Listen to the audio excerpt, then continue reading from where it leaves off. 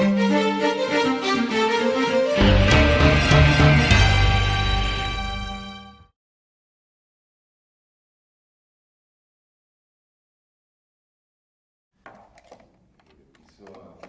y respuestas, nos agruparíamos en tres.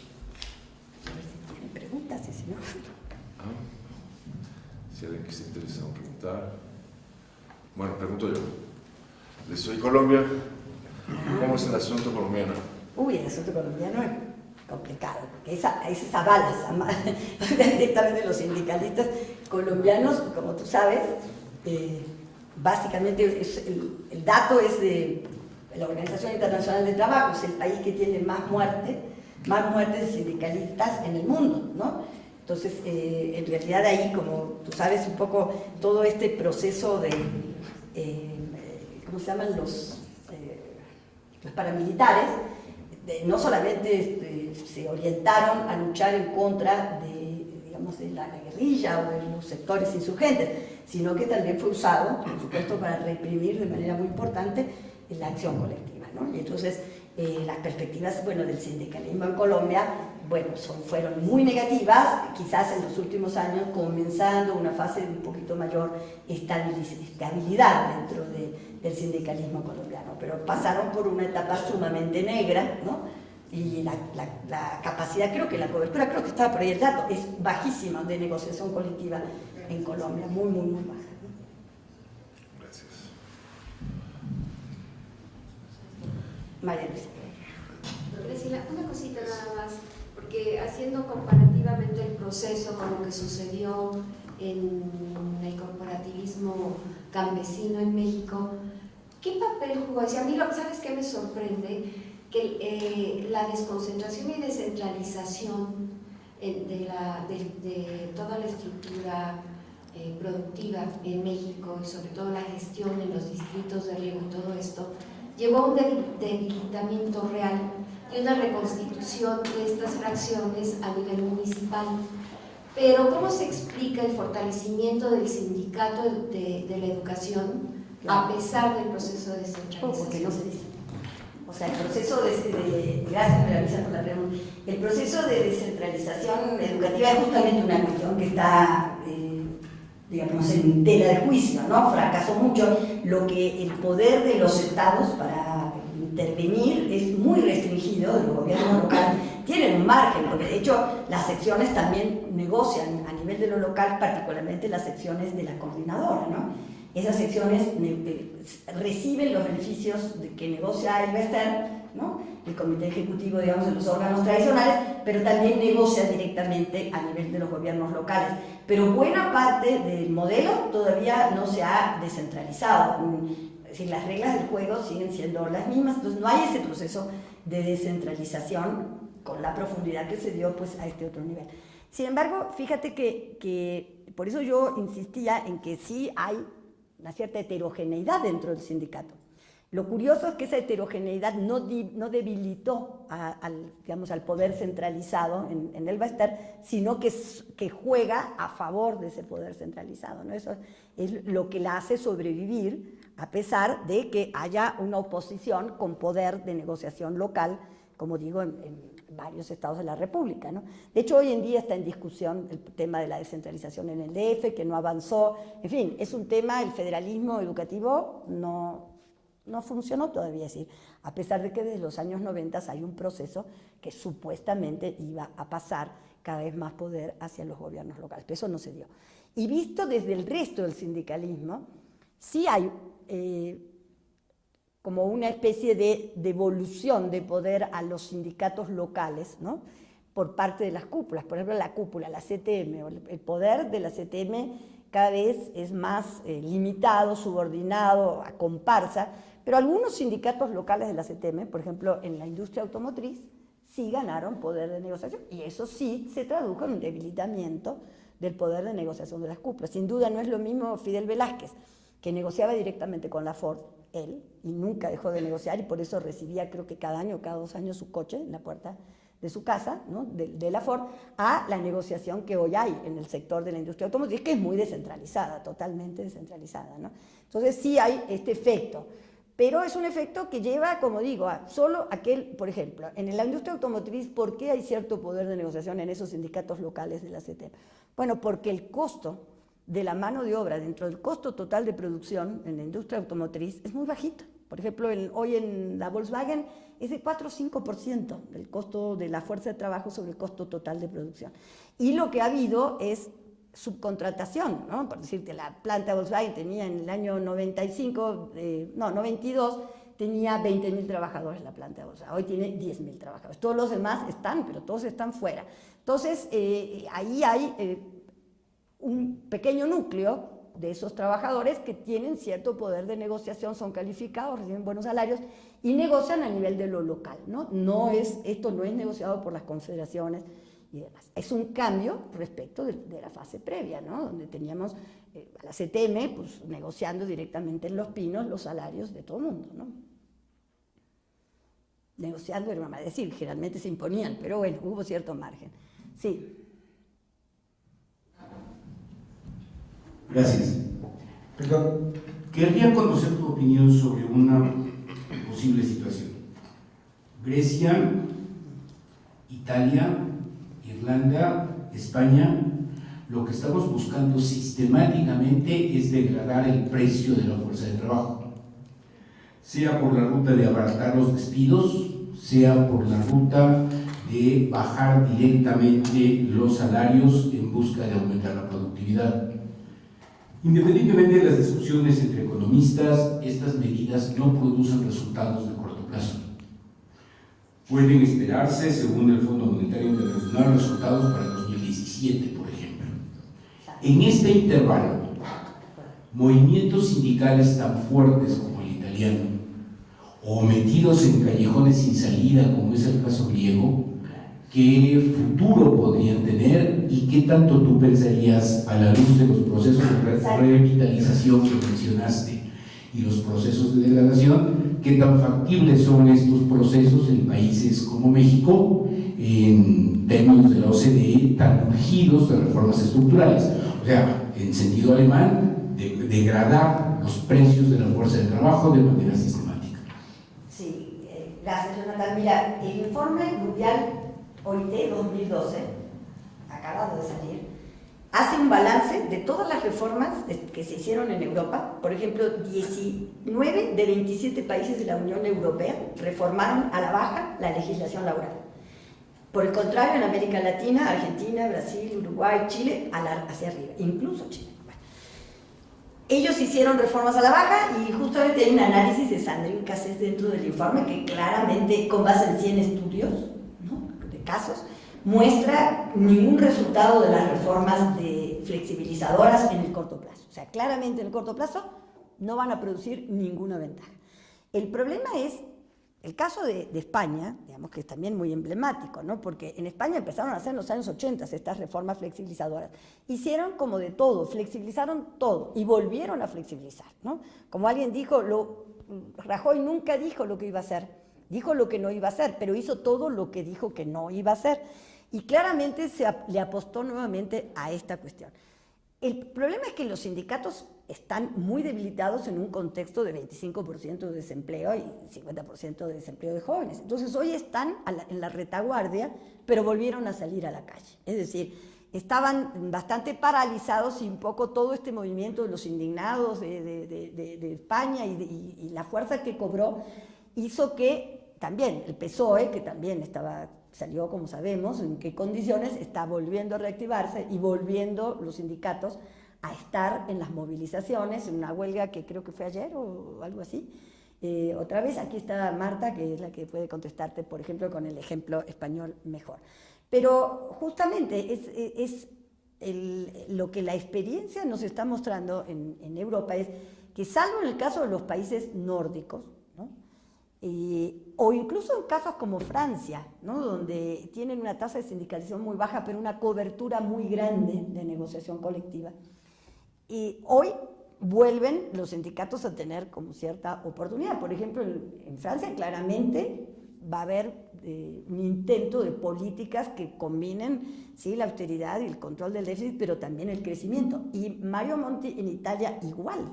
pero están obligados, ya no es una cuestión solamente de voluntad, están obligados porque también hay actores ahí que están presionando y que tienen alguna presencia, y los trabajadores tienen alguna manera de que su voz sea escuchada.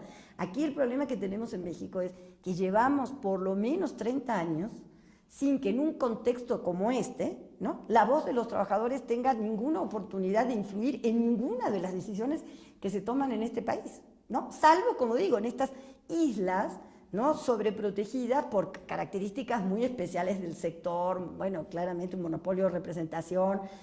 Por cierto, un monopolio en entredicho, el del Bester, desde el punto de vista institucional. Sí, en entredicho porque ahora se derogó, o sea, se consideró inconstitucional la Ley Federal de Trabajadores al Servicio del Estado, y ya hay reconocimiento de un sindicato en Puebla, otro en el Estado de México, en fin, que no disputan el poder, pero que la obligan a tener mayor eficacia en la representación sustantiva, porque ahora sí hay este peligro de que fuerzas exógenas al sindicato presionen por desmembrar al sindicato, cosa que lo que pasa es que al gobierno mismo no le conviene, porque lo que necesita es un solo actor. Pero la experiencia, como digo, en Europa es que donde hay sindicatos, donde hubo, sobrevivieron. Debilitados, sí. En los países nórdicos con muchísimo mayor poder de negociación, claramente, porque tienen 80 o 90% de presencia y tienen una gran influencia, obviamente, en la política pública, ¿no?, la política fiscal, o sea, ellos tienen una participación, son economías coordinadas, de manera que los sindicatos son actores fundamentales. No es el caso de España en ese sentido, pero, como digo, nuevamente los sindicatos están en este momento saliendo porque claramente estas medidas que se están tomando no los van a llevar a ninguna parte. Ahora, crecer y tener gran poder de negociación en un contexto de mercados de trabajo con esas tasas de desempleo, muy difícil. Y aquí lo mismo con la informalidad, ¿no? Porque por eso puse el cuadro ¿no?, para mostrar las diferencias en las economías coordinadas, liberales y jerárquicas, porque el caso de México no es un problema del gran desempleo, pero sí del tamaño de la informalidad, que además no solamente es la informalidad en el sector informal de la economía, sino dentro del propio sector formal, que tenemos una flexibilidad brutal. Y bueno, en ese contexto, más el contexto de simulación sindical, el 90% de los contratos colectivos de este país son simulados, son mecanismos preventivos de una verdadera negociación colectiva y de una verdadera sindicalización. Yo veo muy pocas posibilidades, es decir, lo que por eso planteo es que esto tiene que ser parte de algo que no sea endógeno, que no sea de negociación entre los actores corporativos, el gobierno, los sindicatos y las confederaciones empresariales, o el Consejo Coordinador Empresarial, sino que tiene que salir de ese ámbito, al ámbito político, y obviamente ser parte de la reforma del Estado y del cambio de modelo económico. Y solo en ese contexto podemos tener oportunidad de políticas que favorezcan la formalización del empleo y que vayan creando, digamos, condiciones para mejores salarios y, por tanto, para la presencia de sindicatos. Entonces, eso me parece clave. A mí me parece que si no revitalizamos, si no hay un interés político de alguna de las fuerzas que lleguen en 2012 al gobierno por revitalizar el mercado interno, no vía crédito al consumo, ¿no?, de un fin de semana de enloquecedor, sino básicamente por la vía del ingreso, ¿no? Si no hay alguien que coloque en el centro esto, las oportunidades van a ser sumamente limitadas, ¿no? Sumamente limitadas. Sí. Gracias. Buenas tardes. Mi nombre es Carlos Clemente Martínez. Mi pregunta, la institución, ¿verdad? Bueno, soy maestro de estudios laborales de la UAM Iztapalapa. Mi pregunta es, ¿cuál es la posibilidad o cuáles son los espacios concretos en que los trabajadores pueden sindicalizarse en el sector de los servicios? Porque esto presenta muchos problemas en cuanto a los estudios laborales que hemos hecho de cuáles son aquellas estrategias concretas de protección que los trabajadores, por ejemplo, en Walmart, en McDonald's, en el caso del transporte público que he estudiado, donde la figura o el esquema de las asociaciones civiles esconden relaciones laborales que precarizan y dignifican, y que no dignifican el trabajo. ¿Cuál es su opinión con respecto al sector de los servicios? Al sector de los servicios. Bueno, el problema es que la expansión de los contratos de protección fue justamente, primero que nada, o sea, fue en el sector de los servicios, entre otros, ¿no? O sea, estos contratos de protección, su origen básicamente estaba en dos lugares, o sea, los talleres del vestido casi clandestinos, de muy bajo nivel de productividad y intensivos en mano de obra, que lo vimos en el sismo del 85, ¿no? Y el sector de la construcción, ¿no? Un sector donde la precariedad laboral es muy grande y ahí estaban los contratos de protección. Pero se expandieron al sector de los servicios, básicamente con toda esta política de los años 80, ¿no? De las franquicias, ¿no? McDonald's, y los Cinemex, Cinemax, y todas estas cosas nacieron básicamente con contratos de protección, ya. O sea, los abogados asesoran a los inversores y entre otro tipo de asesoría sobre cómo comportarse en el contexto mexicano está el que le dicen con quién negocia un contrato de protección. Ese es un problema muy grande para expandir la sindicalización, porque lo mismo lo vimos, por ejemplo, en las gasolineras, otro sector donde están expandidos estos contratos de protección.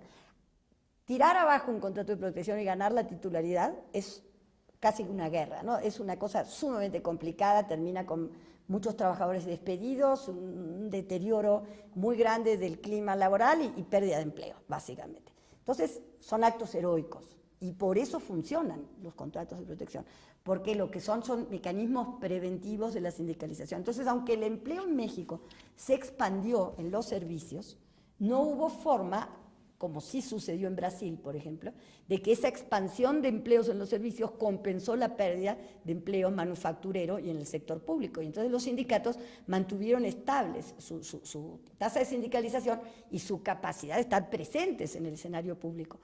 En el caso mexicano tenemos una gran valla que nos detiene a sindicalizar estos empleos, porque ya la mayor parte está sindicalizado. Walmart pues hizo contrato con Ramón Gámez, esta confederación, que es un sindicato de protección que tiene 300,000 agremiados, no crean que es una cosa así sencilla. No, ese señor, que además está prófugo de la justicia, ¿no? Por trata de menores, justamente lo que hacía es este servicio, ¿no? Y Walmart está en sus distintas tiendas, está protegido por contratos de protección.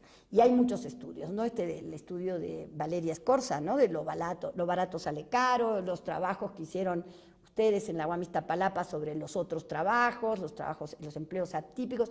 Hay muchos trabajos. Donde no hay relación asalariada, no hay posibilidad de hacer sindicatos tout court, o sea, tal como la definición de sindicato es, que supone el registro ante una autoridad, pero teniendo trabajo salariado.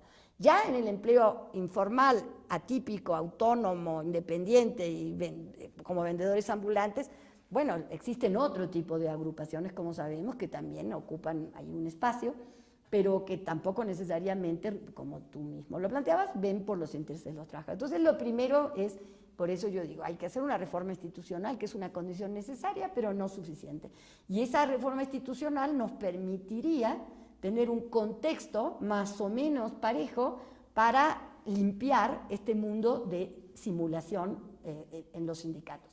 Es decir, obviamente un país que tiene el 90% de sus contratos colectivos simulados, y además es una cobertura de alrededor del 10%. Pero de ese 10%, pues yo creo que ni el 3 o el 4% es contratación real, ¿no? Así que, bueno, no tenemos sindicalización en el país. Entonces, ¿qué oportunidad de extenderlo en los servicios? Sería perfecto si no es que ya tuviéramos ahí la presencia en los sectores, en este segmento de contratos de protección que inhiben claramente, que dificultan claramente un proceso organizativo limpio, ¿no? Donde los trabajadores no se jueguen el empleo y casi la vida para hacer un sindicato. Tenemos una experiencia en una gasolinera, que fue una cosa que duró 3 años, con violencia, con todo tipo de costos para aquellos que participaron, ¿no? en el intento de sindicalizar. Entonces necesitamos obviamente otro régimen institucional, otro arreglo completamente diferente, y bueno, evidentemente no es solamente, y esto es importante, no es solamente el problema de los que no tienen en este momento un empleo formal o tienen un empleo formal no regularizado en la Seguridad Social. Es también dentro de, eso es lo que es importante destacar, dentro del mundo de los asalariados formales protegidos, ¿no? Es un problema, evidentemente, la situación donde no es posible que se representen estos intereses. Aun cuando los datos dirían que la sola presencia sindical sí tiene un relativo efecto positivo, muy pequeño, pero en declive, pero ahí está presente. Y quizás eso también nos explica el fuerte temor en este país a que haya sindicatos de a de veras, ¿no? Porque, bueno, eso también lo expliqué en mi tesis de doctorado hace muchos años. Yo reconstruí la historia por la cual se hizo este arreglo, y casi cada regla de dónde sale, de qué tipo de práctica social sale.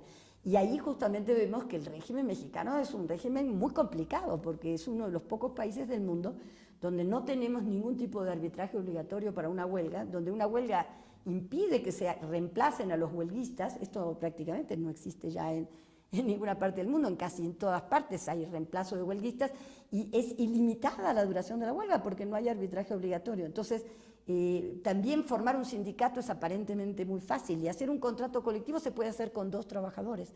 Entonces, ya lo sabemos, Flaxo fue objeto de una demanda para que firmáramos un contrato de protección, no sé si ustedes lo recuerdan, porque emplazan a huelga por directorio, o sea, tomen a todos los que están en un lugar y emplazan a huelga. Entonces, evidentemente, bajo esas reglas del juego, obviamente, se genera un antídoto natural, y ese antídoto está presente prácticamente en todos los sectores donde hubiera un riesgo de una auténtica sindicalización.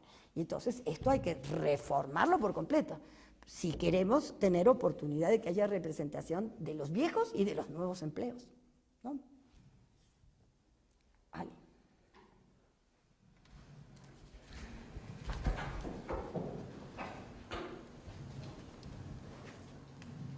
Muchas gracias, Graciela, por esa excelente presentación. No sé si entendí mal, quizá, y quisiera que me lo aclararas. En una de las últimas gráficas decías que ya los sindicatos no están en debate o en discusión, o el centro de la polémica o del conflicto dejó de ser la inflación. Pero en estos momentos, los ejemplos que decía hace poco, Grecia, Sí, Italia, España, etcétera, todo lo de la austeridad, la deuda, es precisamente el problema de inflación. Y se está proponiendo más crecimiento, un poquito más de inflación y unos ajustes asimétricos que los países superavitarios como Francia, como Inglaterra, Alemania en primer lugar, Francia en segundo lugar, Inglaterra, aunque no es del euro, lancen el crecimiento, eleven un poco la inflación, revalúen la moneda y permitan crecimiento y una apreciación de los salarios en los países deficitarios. Entonces, yo creo que está en la lucha precisamente ese debate central, o mayor crecimiento y más salarios, o inflación y estabilidad. Y otra cosita que creo que no entendí bien es aquello que decías al principio, de que los gobiernos o los sistemas políticos con representación proporcional tienden a elegir más democráticamente y representantes en los congresos más democráticos, etcétera, como diciendo que, así lo entendí yo, que el régimen parlamentario es menos democrático, o tiende a tener electos gobiernos o partidos o congresos menos democráticos. Bueno, empiezo por lo último, que es más simple. No, justamente el otro modelo es el del sistema del partido mayoritario, ¿no? O sea, no, el partido mayoritario no es necesariamente el parlamentario. No. Y en América Latina prácticamente no tenemos parlamentarismo, nosotros estamos aplicando un parámetro. No, eso es una simple confusión, seguramente no fui clara. No, representación proporcional y representación mayoritaria es mayoría relativa, o sea, representación proporcional por mayoría, y la representación proporcional es la que tiene que ver con una proporción de una lista, una manera en donde llegan no solamente los partidos grandes o los partidos que pueden ganar digamos, la mayoría en una elección, sino que llega a estar presente en el Congreso, en el Parlamento, partidos que son minoritarios y sectores que pueden tener una mayor acercamiento al interés de políticas redistributivas, y por tanto, pues con eso llegan gobiernos más bien ubicados hacia la izquierda. No, Pero la otra cuestión, el texto que yo te iba a mostrar, pero no vale la pena, que refería a qué pasó en el corporativismo bajo el modelo neoliberal, es un texto de Strick, está citado 2006, el texto obviamente es previo a la crisis que están viviendo los países donde vuelve a ser la inflación un problema, pero no lo era como central en esos años, sino básicamente el problema central que tenían es el de las reestructuraciones permanentes que tenían que enfrentar los sindicatos, y para eso es cómo funcionaron los arreglos corporativos. Entonces, no sé si me entiendes, pero lo que digo es cuáles son los contenidos, es decir, qué es lo que se discute en estos espacios de diálogo social corporativos. Bueno, en esos años lo que más se discutía no era tanto el problema de la inflación como el problema de preservar el empleo frente a la amenaza de la competencia de países que estaban de alguna manera teniendo salarios más bajos, y entonces afectaban